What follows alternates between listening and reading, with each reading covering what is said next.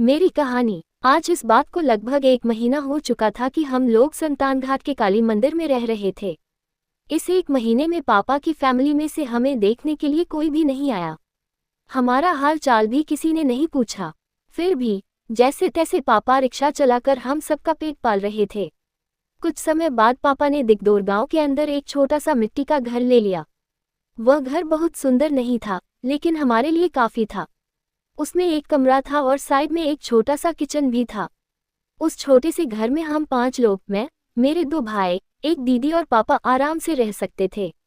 अब हमें पहले जैसा डर नहीं लगता था कि कोई जंगली जानवर आ जाएगा या कोई खतरा होगा। हम वहाँ कुछ समय तक रहे। वह गांव पापा के पुराने गांव उधमरी से थोड़ा बेहतर था। उस गांव के कुछ लोग बहुत दयालु थे।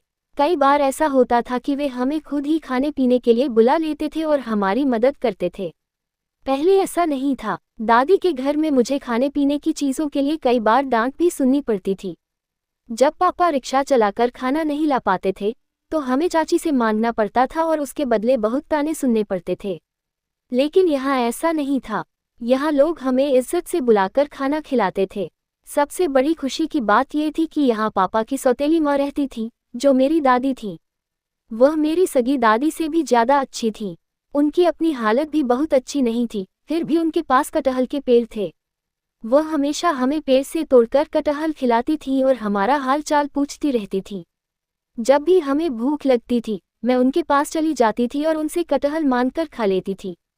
वह भी खुशी खुशी हमें खिलाती थी। उनका प्यार हमारे लिए किसी अपने से भी बढ़कर था। कुछ दिन तक सब थोड़ा ठीक चला, लेकिन धीरे धीरे यहाँ आकर हमारी हालत फिर से बिगड़ने लगी।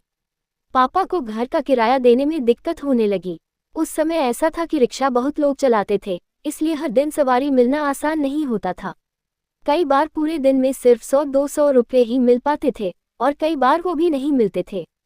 ऊपर से रिक्शा भी पापा का अपना नहीं था, उसका किराया भी देना पड़ता था और घर का किराया अलग से।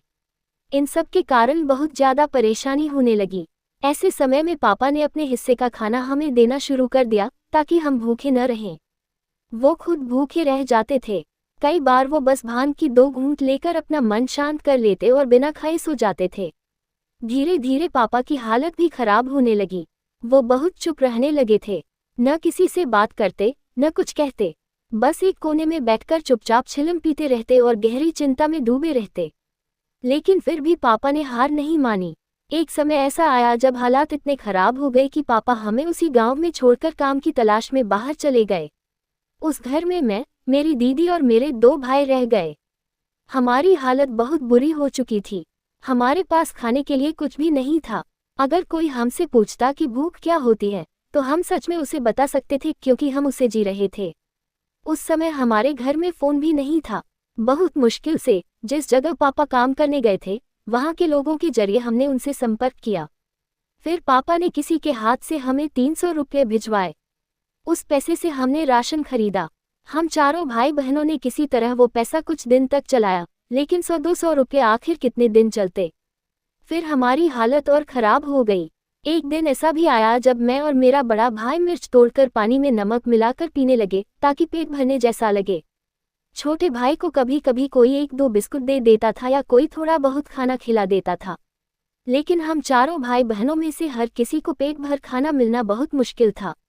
खाने पीने के मामले में हम बहुत ज़्यादा तकलीफ में थे। फिर भी हमने उम्मीद नहीं छोड़ी। हमें भरोसा था कि एक दिन पापा ज़रूर हमें अच्छा खाना खिलाएंगे। हम सोचते थे कि एक दिन ऐसा ज़रूर आएगा जब हम चावल खरीद पाएंगे और पेट भर खाना खाएंगे। इसी उम्मीद के साथ हम अपनी ज़िंदगी को आगे बढ़ाते रहे।